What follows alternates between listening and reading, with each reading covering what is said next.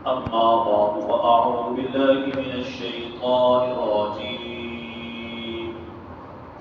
بسم الله الرحمن الرحيم وإن تعدوا نعمة الله لا تحصوها صدق الله العظيم قال الله تعالى في القرآن المجيد والفرقان الحميد إن الله وملائكته يصلون على النبي يا أيها الذين آمنوا صلوا عليه وسلموا تسليما اللهم صل على سيدنا ومولانا محمد وعلى آل أصحاب سيدنا ومولانا محمد وبارك وسلم وصلوا عليه طلع العلا بكماله كشف الدجى بجماله حسن جميع خصاله صلوا عليه وآله نہ دنیا سے نہ دولت سے نہ گھر آباد کرنے سے تسلی دل کو ہوتی ہے خدا کو یاد کرنے سے آگاہ اپنی موت سے کوئی بشر نہیں سامان 100 برس کا پل کی خبر نہیں اور اے سونے والے رب کو سجدہ کر کے سو اے سونے والے رب کو سجدہ کر کے سو کیا خبر اٹھے نہ اٹھے تو صبح کو میرے واجب المحتشم و محترم عزیز سامعین اللہ رب العالمین کی کاغذات کا ہم غریبوں ناتوانوں پر بہت بڑا احسان عظیم ہے اس پاک پروردگار نے ہمیں انسان بنایا اور اپنے آخری نبی احمد مصطفیٰ محمد مصطفیٰ صلی اللہ تعالی علیہ وآلہ وسلم کی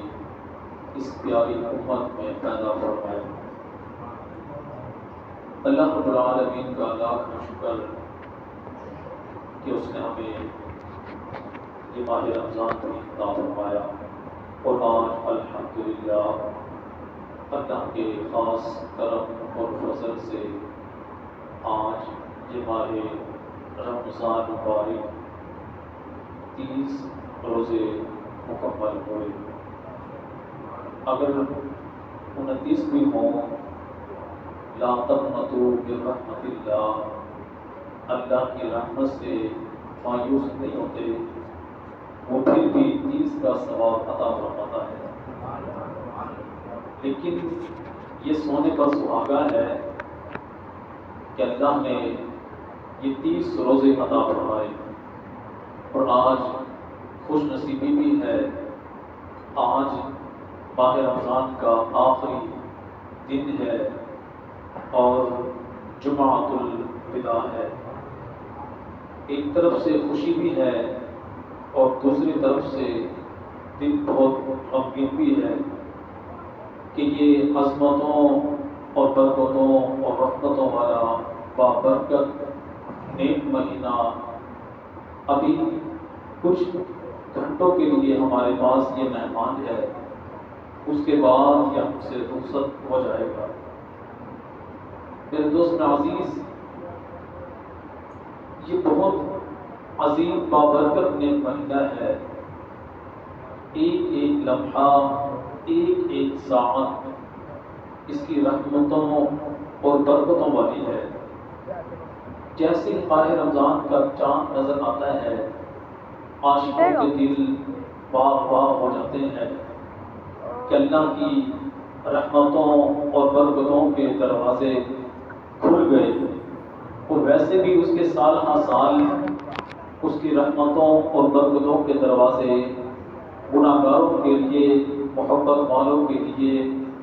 نیکوکاروں کے لیے کھلے رہتے ہیں۔ لیکن میرے دوست عزیز، جیسے ماہ رمضان کا یہ چاند نظر آتا ہے، اللہ تعالیٰ اپنا خاص کرم اور فضل فرماتا ہے، جہنم کے سارے دروازے بند کر دیتا ہے اور پھر جنت کے سارے دروازے کھول دیتا ہے۔ اور پھر جب انسان عام روٹین میں ایک فرض ادا کرتا ہے تو اس کو ایک فرض کا ثواب ملتا ہے، لیکن میرے دوست عزیز، ماہ رمضان کی یہ فضیلت ہے کہ جب انسان ایک نیکی کرتا ہے، اللہ تعالیٰ اس کو 70 مرتبہ اس کو ثواب عطا فرماتا ہے، 70 درجے اس کے بلند فرما دیتا ہے، کیونکہ ایک ایک لمحہ اس کی رحمتوں اور برکتوں والا ہے۔ حضرت علی مرتضیٰ شیر خدا رضی اللہ تعالیٰ عنہ فرماتے ہیں کہ اگر اللہ نے اس میرے محبوب کی امت کو بخشنا نہ ہوتا تو ان کو کبھی ماہ رمضان عطا نہ فرماتا۔ یعنی کہ حضور کے اس قول سے ہمیں یہ سبب بھی ملتا ہے، یہ حاصل بھی ہوتا ہے کہ اگر اللہ نے ہمیں یہ ماہ رمضان عطا فرمایا تو بس یہ حضور مدینے والے مصطفیٰ کی نظر رحمت ہے، حضور کا صدقہ ہے کہ اللہ نے ہمیں یہ برکتوں والا بابرکت نیک مہینہ عطا فرمایا، کیونکہ سب سے زیادہ جو محبت اللہ کو میرے حضور سے ہے، اور جو حضور سے محبت کرتا ہے اللہ اس سے بھی محبت کرتا ہے۔ اور ما یفعل اللہ بعذابکم، اللہ فرماتا ہے کہ مجھے کیا ضرورت کہ میں کسی کو جہنم میں ڈالوں، میں کسی کو عذاب دوں، اللہ کو اس چیز کی ضرورت نہیں ہے۔ وہ یہ نہیں چاہتا کہ میں اپنے بندے کو عذاب دوں، اس کو دوزخ میں ڈالوں، اس کو سڑتا دیکھوں، جلتا دیکھوں، نہیں میرے دوست عزیز، بلکہ وہ خالق کے لم یزل تو یہ چاہتا ہے کہ بندہ مومن ہر وقت میرے سامنے جھکا رہے، اور پھر جب میری پاک باہر گاہ میں لوٹے اور پھر میں اس کو دیکھوں تو میں دیکھ کر اس کو مسکراؤں، اور پھر میں اپنی خاص نظر رحمت فرما کر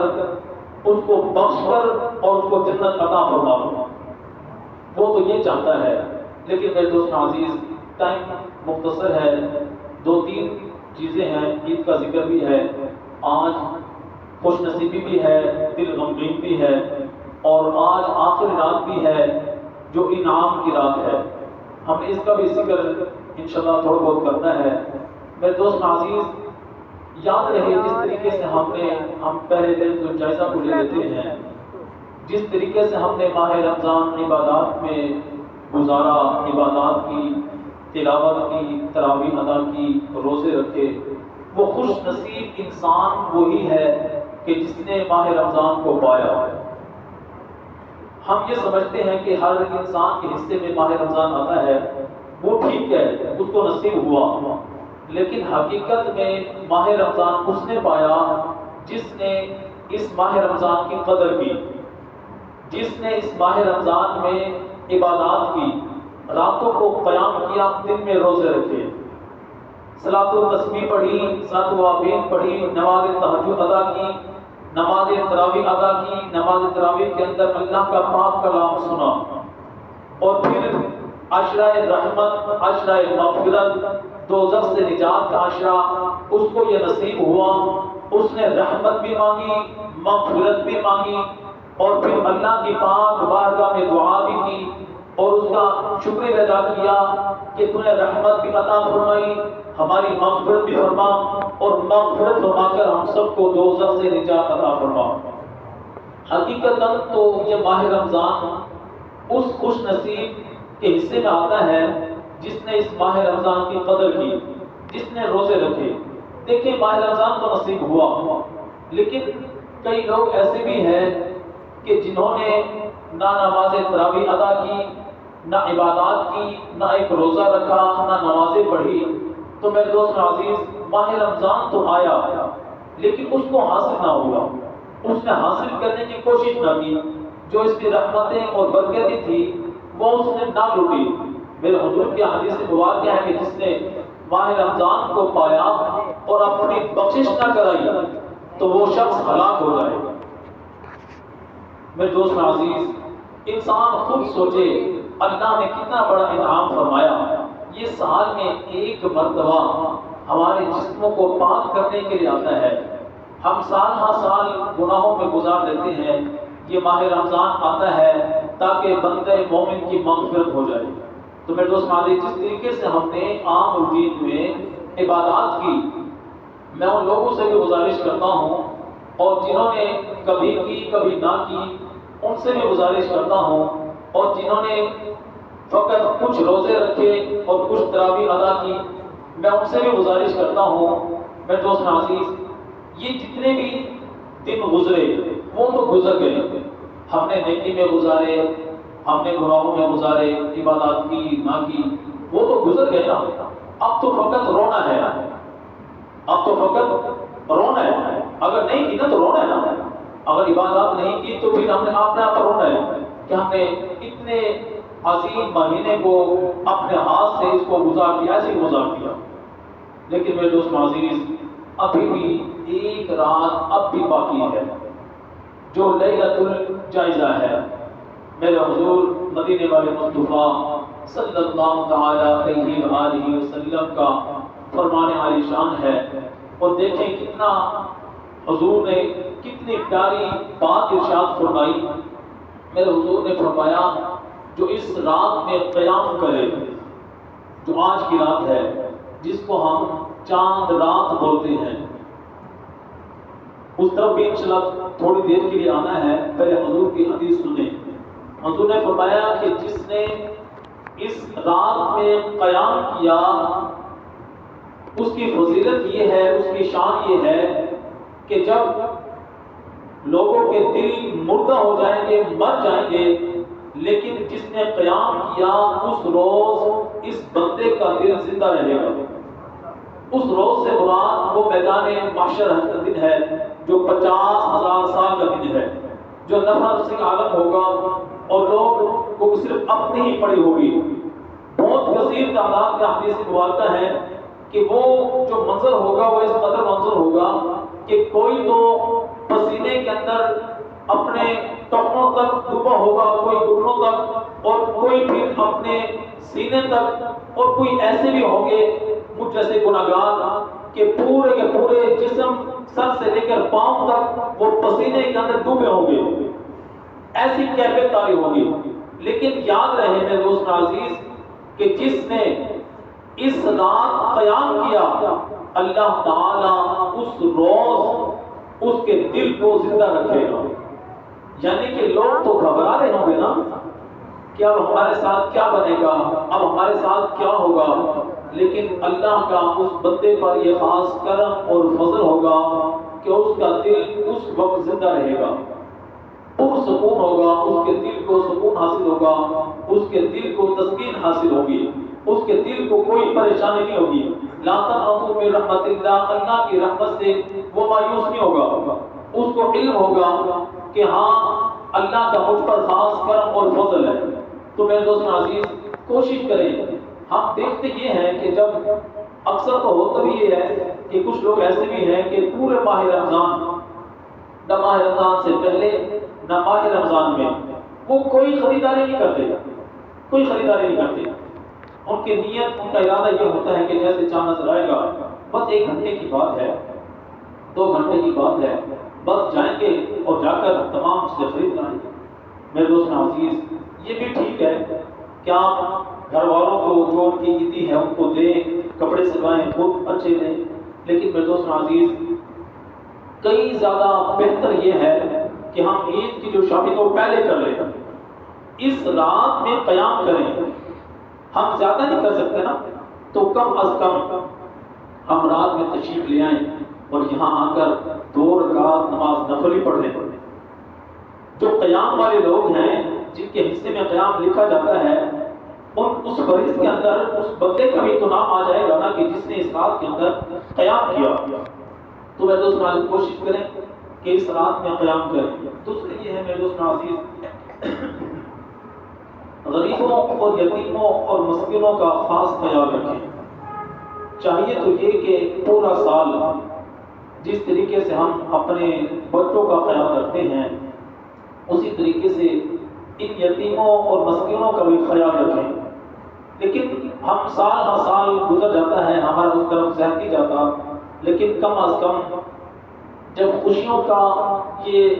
موسم آتا ہے، خوشیوں کا دن آتا ہے، جہاں ہم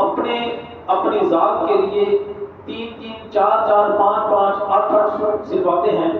ہر روز کے لیے کہ 3 دن عید ہے، ہمیں صبح و شام بدلنا ہے، اور پھر اپنے بچوں کے بھی 3 4 سوٹ لیتے ہیں۔ تو میرے دوست عزیز،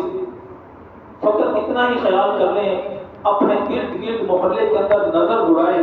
کوئی ایسا گھر ہو کہ جس کی اتنی حیثیت نہ ہو، جس کی اتنی آمدنی نہ ہو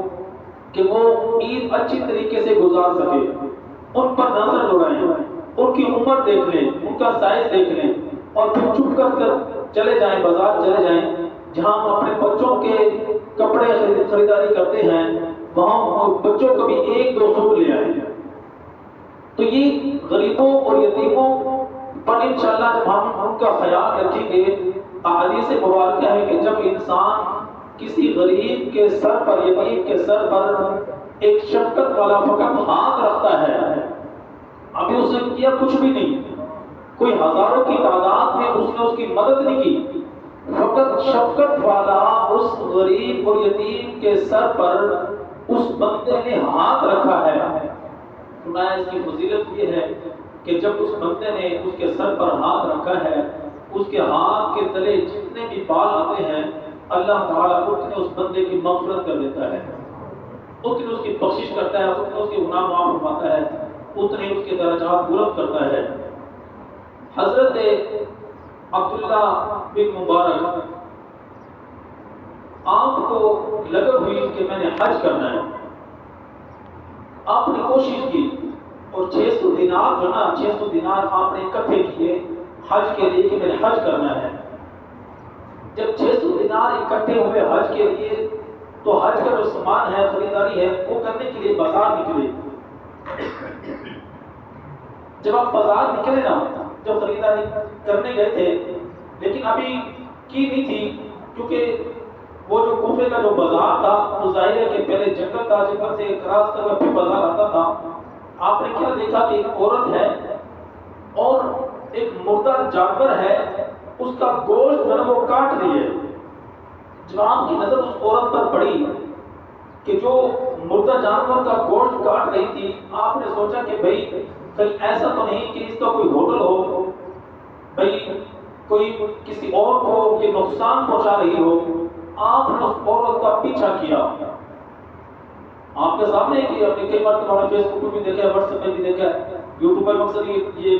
بڑی ایک خبر چلتی ہے کہ فلاں شہر کے اندر آج جو ہے نا وہ مردہ جانوروں کا جو گوشت ہے وہ بریانی بنا کر ان کو تقسیم کیا جا رہا ہے، 500 روپے کی پلیٹ، وہ بھی حرام گوشت۔ استغفر اللہ، ایسے کام ہوتے رہتے ہیں۔ لیکن جب انہوں نے دیکھا کہ یہ مردہ گوشت کاٹ رہی ہے، آپ نے اس عورت کا پیچھا کیا۔ جب اس عورت کا پیچھا کیا نا، اور آپ اس عورت کا پیچھا کرتے کرتے جب اس کے گھر پر پہنچے،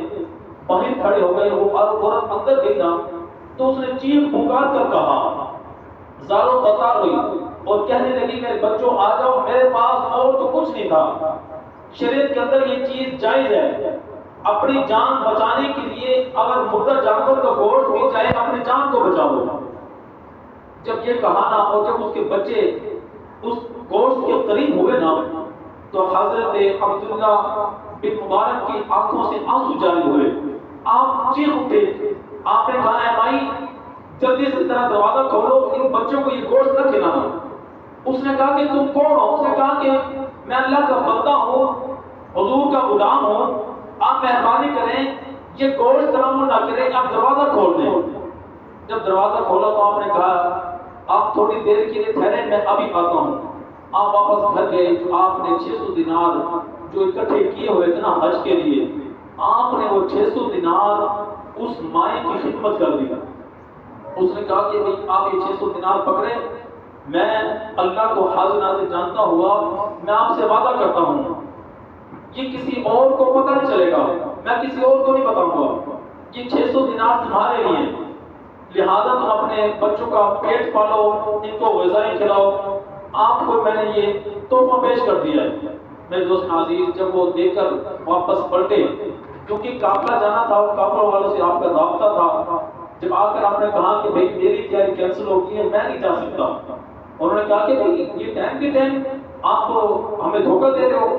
انہوں نے کہا نہیں میں دھوکہ نہیں دے رہا، بس میری کوئی مجبوری ہے، میں نہیں جا سکتا، لہٰذا تم چلے جاؤ اور میرے لیے دعا کر دینا۔ جب یہ کہا میں نے دعا کرتا، وہ غصہ بھی آیا، جب غصہ آیا تو وہ بس جانا تھا، جب وہ چلے گئے نا،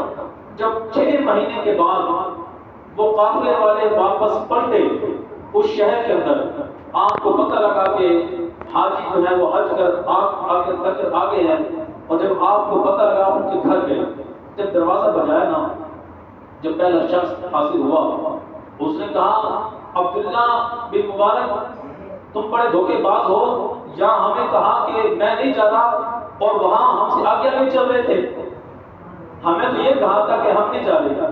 لیکن وہاں ہم سے آگے نہیں چل رہے تھے، ہم تمہیں آواز دیتے تھے لیکن تم نے ہماری آواز نہیں سنی۔ آپ نے کہا میں تو نہیں گیا، آپ نے کہا تم ابھی بھی ہمارے سامنے جھوٹ بولتے ہو، پہلے بھی جھوٹ بولی، ابھی جھوٹ بولتے ہو۔ میں نہیں گیا، میں تو سچ کہتا ہوں میں نہیں گیا۔ میرے دوست وہاں سے جان چھڑائی، پھر دوسرے کے پاس گئے، دوسرے نے بھی یہ کہا، پھر ایک بزرگ ہستی تھی، نیک بزرگ، جب ان کے پاس گئے نا، جب دروازہ بجایا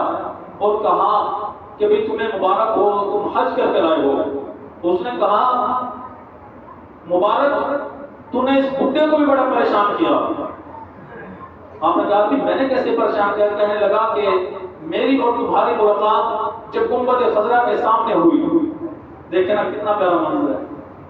گنبد خضرا کے سامنے جب میری اور تمہاری ملاقات ہوئی اور تم نے مجھے یہ 600 دینار کی تھیلی مجھے پکڑا دی اور کہنے لگے کہ بابا جی اس کو پکڑے اور میں ابھی آتا ہوں، میں تمہارا انتظار کرتا رہا، تمہیں ڈھونڈتا رہا اور تم مجھے ملے نہیں، لیکن لہٰذا یہ 600 دینار کی تھیلی میرے پاس موجود ہے، یہ لو اس کو پکڑو۔ جب اس کو دی، آپ نے کچھ نہیں کہا، آپ نے کہا بھئی یہ کوئی حکمت کی باتیں ہیں، یہ کوئی راز ہے، کیونکہ جتنے بھی حاجی آئے ہیں انہوں نے یہی کہا ہے۔ آپ نے خاموشی اختیار کی، آپ اپنے گھر چلے گئے، گھر جا کر وضو کیا، مصلی بچھایا، اللہ کی پاک بارگاہ میں سجدہ ریز ہوئے، عرض کی کہ مالک یہ بندہ گناہ گار ہے، یہ اتنا جو کچھ ہو رہا ہے، یہ جو راز ہے مہربانی فرما اس کو ظاہر فرما۔ مصلی آسموں سے تر ہو گیا، داڑھی بال آسموں سے تر ہو گئی۔ میرے دوست معزز، اسی کیفیت میں آنکھ لگ گئی۔ اب آپ سمجھ جائیں جب آنکھ لگی تو پھر کیا دیکھ رہا ہوگا؟ ظاہری آنکھ تو بند ہوئی، باطنی آنکھ کھل گئی،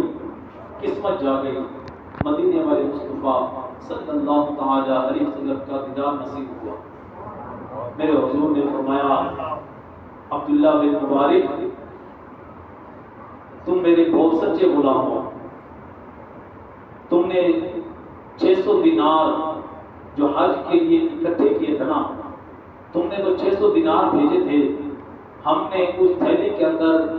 600 اور ڈال کر واپس پلٹا دیے ہیں، اور اس کو دیکھو، اور اللہ نے آپ کی اس نیت کو قبول فرما لیا ہے، اور میں یہ کہتا ہوں کہ جتنی مرتبہ آپ نیت کریں گے اللہ تعالیٰ آپ کو اتنا ہی حج کرائے گا، اور پھر فرماتے ہیں کہ آپ کو زندگی کے اندر 61 حج نصیب ہوئے۔ کتنے؟ 61 آپ نے حج کیے۔ اب میں کہ جتنی تم نیت کرو گے اللہ تعالیٰ آپ کو اتنے حج کرائے گا، تو فرماتے ہیں کہ آپ کو 61 حج نصیب ہوئے۔ تو میرے دوست عزیز، اتنا جو کچھ ہوا، منظر جو پیش ہوا، اس کے جو راز تھا وہ کیا تھا؟ ہم پہلی بات پر آ جاتے ہیں، آپ نے غریبوں اور یتیموں کی مدد کی تھی، فقط اس کا یہ نتیجہ نکلا کہ اللہ نے آپ کو 61 حج بھی نصیب فرمائے، آپ کی زندگی کے اندر 61 حج بھی لکھ دیے، مغفرت بھی ہوئی اور حضور کا دیدار بھی ہوا، حضور راضی بھی ہوئے۔ تو میرے دوست عزیز کوشش کریں، غریبوں اور یتیموں اور مسکینوں کا خاص خیال رکھیں، جھٹکا نہ کریں۔ شریعت کا تو حکم ہے کہ بھئی جو سامنے بالکل تندرست انسان نظر آئے، بالکل ٹھیک ٹھاک نظر آئے، اس کو نہ دیا کریں، اس کی ایک عادت ہوتی ہے، وہ کماتا نہیں ہے، ہر حرام میں اس کے اندر اچھائی ہوتی ہے، یہ بھی ٹھیک ہے۔ اور جو بزرگ ہیں، اللہ والے ہیں، ان کی اپنی کیفیت ہے، وہ یہ کہتے ہیں کہ کوئی آ بھی جاتا ہے تو اس کو دے دو چپ کر کے، بس ہو سکتا ہے ظاہر طور پر ٹھیک ہو، اندرون جو ہے وہ ٹھیک نہ ہو۔ جو اللہ وہ تو سب کو دے رہا نا، ٹھیک ہو، بیمار ہو، تندرست ہو، وہ سب کو نواز رہا ہے، اللہ کی سنت ہے۔ حضرت موسیٰ علیہ السلام نے تو کہا تھا نا بھائی، بلکہ ایک بزرگ ہیں اپنے بابا بھولے شاہ، ان کا واقعہ بابا بھولے شاہ کا، آپ پر جو لوگ آتے ہیں نا تو آپ کسی کو زیادہ کسی کو کم دیتے، جو آپ کے غلام تھے وہ کہتے ہیں کہ حضور آپ کی نا انصافی کرتے ہیں، کسی کو زیادہ دیتے کسی کو کم دیتے ہیں، تو آپ فرمایا کہ میں کسی سے نا انصافی نہیں کرتا، بلکہ میں اللہ کی سنت کو پورا کرتا ہوں، ٹھیک ہے نا، وہ کسی کو زیادہ دیتا ہے کسی کو کم دیتا ہے، ٹھیک ہے نا۔ تو میرے دوست ناظرین، جتنی انسان کے پاس حیثیت ہو، جتنی اس کی توفیق ہو، وہ غریبوں اور یتیموں کی جو نا وہ مدد کرے، اور کوشش کرے کہ عید الفطر کا دن ہے، خوشیوں کا دن ہے، خوشیاں بانٹنے کا دن ہے۔ تو میرے دوست عزیز، میرے آقا مدینے والے مصطفیٰ کی یہ عادت مبارکہ تھی کہ جب عید نماز کے لیے، عید الفطر کے لیے جب آپ گھر سے روانہ ہوتے تو آپ کھجوریں تناول فرماتے، اور وہ جو کھجور ہوتی تھی وہ طاق عدد میں ہوتی تھی،